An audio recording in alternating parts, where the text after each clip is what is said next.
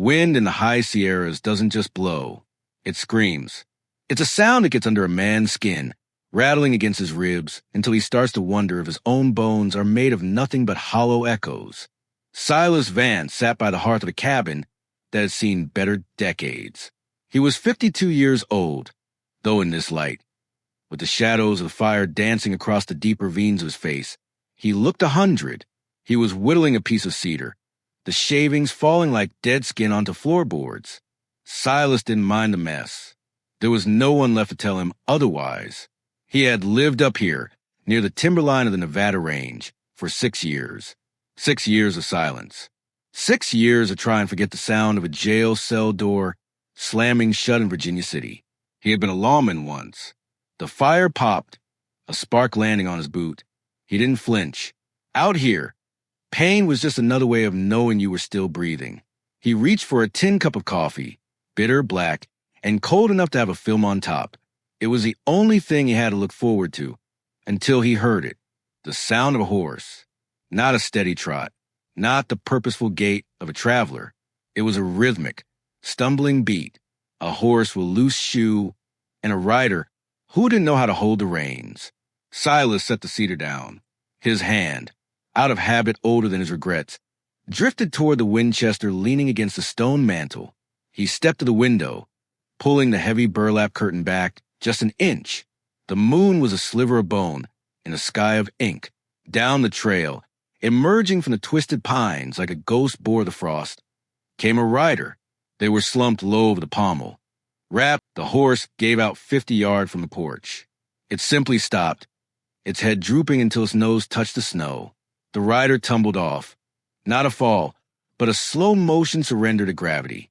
They hit the frozen dirt without a sound. Silas didn't move for a long minute. In the mountains, a stranger was usually just trouble with a different face. But then, he saw a gloved hand reach out, clawing at the dirt, trying to find the strength to rise. He sighed, a cloud of white breath vanishing into the rafters. He grabbed his coat. He was done with the world. But he wasn't a monster. Not yet. The rider was a woman. When Silas turned her over in the snow, her face was as pale as the moon above. Her lips were blue, cracked with the kind of cold that starts in the soul and works its way out. Her eyes flickered open, hazel, rimmed with a terrifying mix of exhaustion and defiance. "Don't," she whispered. The word broke in the middle, a dry rattle in her throat. "Don't what?" Silas asked, his voice rough from disuse. "Don't help? You're 10 minutes away from being a permanent part of this mountain, lady." He didn't wait for an answer. He scooped her up. She was lighter than he expected, mostly bone and heavy wet wool. He carried her into the cabin, the warmth of the hearth hitting them like a physical blow. He laid her on the old rope bed by the fire and went back out to deal with the horse. When he returned, she had managed to sit up, though she was shaking so hard the bed frame was rattling. She was still clutching the heavy cloak around her, her knuckles white where she gripped the collar. "Water," she gasped. He handed her a ladle from the bucket. She drank with a desperation that made his chest ache. When she finished, she looked at him, really looked at him for the first time. She saw the shotgun, the scars on his hands, the way he stood, slightly bladed, always ready. "You're a long way from anywhere," Silas said, sitting back in his whittling chair. "And that's a Union Army cloak. The war had been over a long time, and we're a long way from the front." She didn't answer. She just pulled the cloak tighter. "My name's Silas," he said, hoping the sound of a name might settle the air. "You have one." "Clara," she said. Her voice was getting stronger, but the fear hadn't left her eyes. It was perched there like a hawk on a branch. I need to stay, just for the night." "The storm's coming in," Silas said, nodding toward a window where the wind was picking up speed. "You aren't going anywhere for 3 days, Clara. Not unless you want to find out what it's like to freeze from the inside out." He stood up and moved toward the stove. He began to peel a potato, the knife moving with practiced ease. "There's a mining camp about 20 miles down the pass. Blackwood. You come from there?" She flinched at the name. It was a small movement, just a twitch of the shoulder. But to a man like Silas, It was as loud as a gunshot. "I don't come from anywhere," she said. Silas didn't push. He knew how to read silence better than most men knew how to read the Bible. He just kept cooking. The next 2 days passed in a strange, heavy rhythm. The snow came down in sheets, burying the cabin up to the windowsills. Outside, the world was a white void. Inside, it was a space shared by two people who both learned that words were a dangerous currency. Clara didn't talk much. She spent most of her time by the fire. She wouldn't take off the cloak. Even when the cabin got sweltering from the wood stove, she stayed wrapped in that heavy charcoal wool, huddled into herself. Silas watched her out of the corner of his eye. He saw the way she jumped at the sound of the wind. He saw the way her hands never stopped moving, fiddling with the buttons of that cloak. She wasn't just a woman on the run. She was a woman waiting for the hammer to fall. On the second night, over a meal of salt pork and beans, Silas broke the silence. "I saw the brand on your horse's hip," he said softly. "The CR, Copper Ridge Mining Company. That's a company town, Clara, and they don't like their property wandering off." She stopped eating. She looked at the fire, the light reflecting in her eyes. "I wasn't property. I made a mistake." "The company doesn't distinguish between the two," Silas replied. "They're looking for me," she whispered. "A man named Elias Thorne. He's the head of security for the ridge. He doesn't stop. He's like the winter. He just keeps coming until everything is dead." Silas felt a familiar coldness settle in his gut. He knew Thorne, not personally, but by reputation. A man who enjoyed the way of a badge because it gave him permission to be a beast. "He won't find the trail in this snow," Silas said, trying to offer a comfort he didn't quite believe.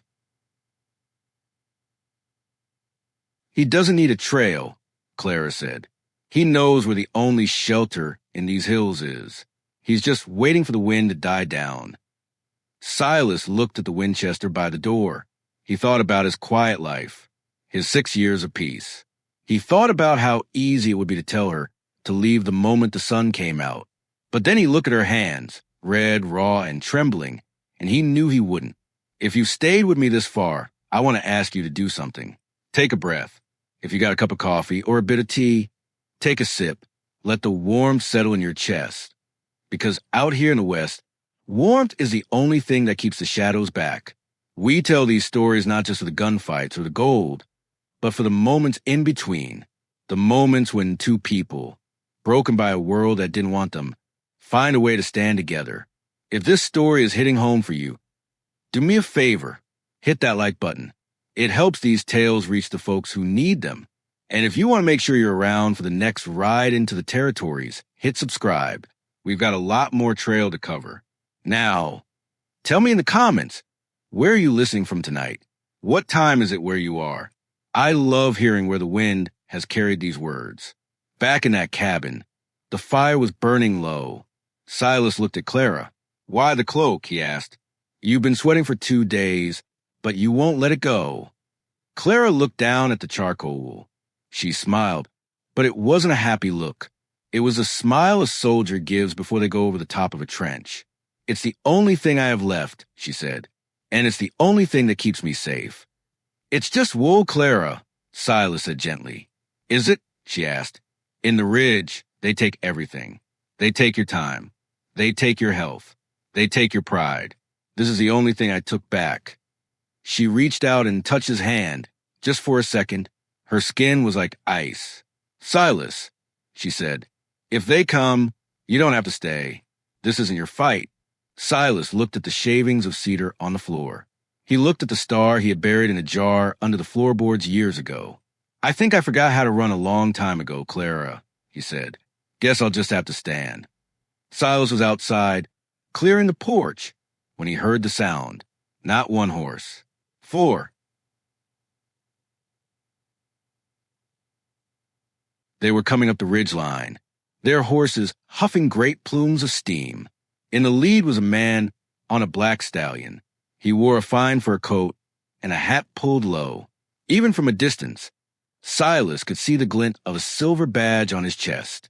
Elias Thorne. Silas didn't hurry. He walked back into the cabin, leaning his shovel against the doorframe. He picked up the Winchester, checked the lever, and stepped back out onto the porch. Clara was standing in the doorway behind him. She was wrapped in that cloak, her face hidden in the shadows of the hood. The 4 riders pulled up 20 yards away. The horses were lathered, their sides heaving. Thorne looked at Silas, then at the rifle, then at the girl. He smirked. It was the look of a man who had never been told no in a way that mattered. "You're a hard man to find, Vance," Thorne called out. "I heard you crawled into a hole up here to die. Guess you found some company first."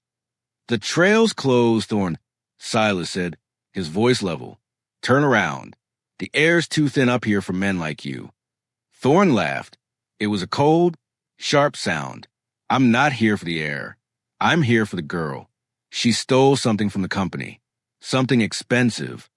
She hasn't got anything but the clothes on her back," Silas said.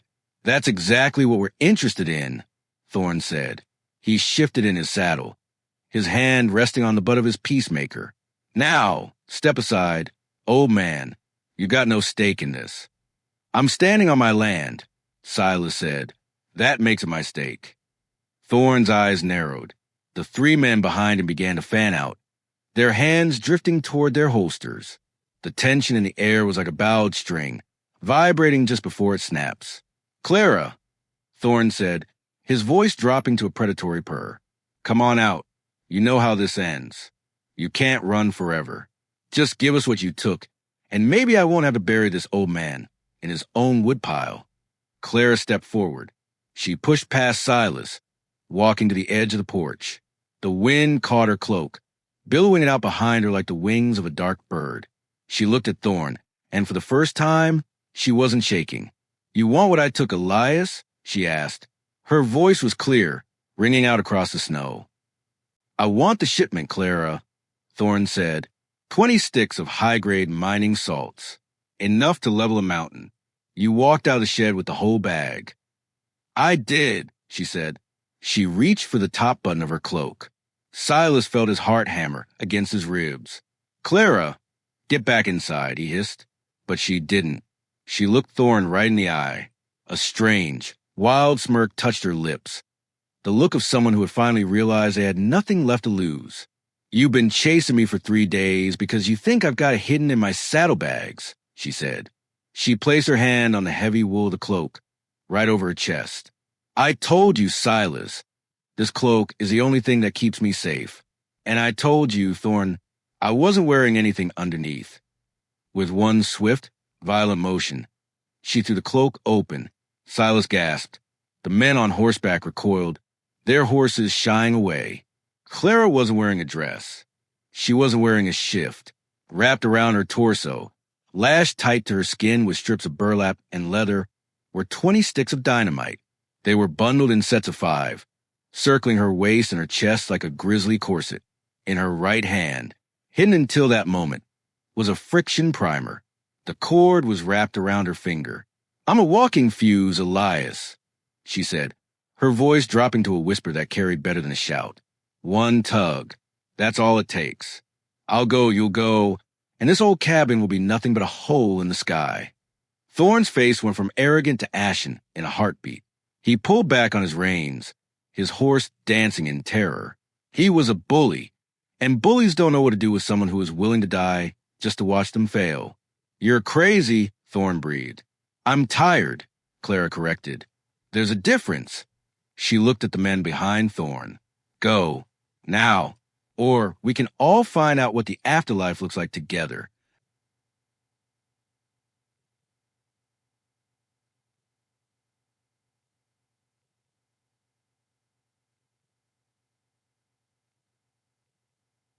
The 3 men didn't wait for Thorne's order. They turned their horses and bolted, spurs drawing blood as they fled down the ridge. Thorne stayed for a second longer, his jaw working, his eyes darting between Clara's finger and the primer. He looked at Silas. Silas raised a Winchester, aiming it right at Thorne's heart. "You heard the lady," Silas said. "And Thorne, if you ever come back, I won't wait for her to pull the cord. I'll just shoot the dynamite myself." Thorne didn't say another word. He yanked his horse around and hammered it into a gallop. disappearing into the tree line. The silence that followed was absolute. Clara stood there for a long time, her cloak still open, her chest heaving against the burlap-wrapped explosives. The false sun caught the wax of the dynamite sticks, making them look like strange golden fruit. Silas lowered his rifle. He felt 1,000 years old. "Clara," he said softly. She turned to him. The smirk was gone. The defiance was gone. There was only a woman who was carrying enough death to shatter a world. "Help me," she whispered. "Please, help me take them off." Silas spent the next hour with fingers that shouldn't have been that steady. He untied the knots. He cut the burlap. One by one, he laid the sticks of dynamite on the table like they were eggs made of glass. When the last one was off, Clara collapsed into his arms. She was wearing nothing but the rags of thin shift underneath, her skin red and chafed from the burlap. Silas wrapped his own heavy coat around her. "Why?" he asked. "Because they wouldn't stop," she said, her head resting against his shoulder. "As long as I was a person, they'd hunt me. But nobody hunts a bomb, Silas. They just run away from it." They didn't stay at the cabin. Silas knew Thorne would be back with more men once his courage returned. They packed light. Silas took the Winchester, his horse, and the dynamite. He didn't leave the explosives for someone else to find. He buried them deep in a crevasse 5 miles away, where the spring thaw would eventually drown them. They rode south toward the California line. As the sun began to set on their first day of travel, painting the peaks in shades of violet and gold, Clara looked back at the mountains. "You think we'll ever be able to just be people again?" she asked. Silas looked at his hands. They were the hands of a lawman, a prisoner, a hermit, and now a protector. "I think," Silas said, "that the West doesn't much care what you were. It only cares what you do next." He reached out and took her hand. It was still cold, but for the first time, it didn't feel like ice. It felt like a start. Sometimes, the bravest thing a person can do isn't pulling a trigger or lighting a fuse. Sometimes, it's just deciding to keep walking when the world tells you to lay down. Out here, stories don't always have a happy ending, but they have an ending. And for Silas and Clara, the ending was just a new beginning, written in the dust and the wind of a land that never forgets. If this story meant something to you, don't forget to leave a comment. Tell us what you would have done in Silas's shoes. And hit that subscribe button to join us for the next ride. Until then, keep your coffee hot and your eyes on the horizon. We'll see you out there in the Old West.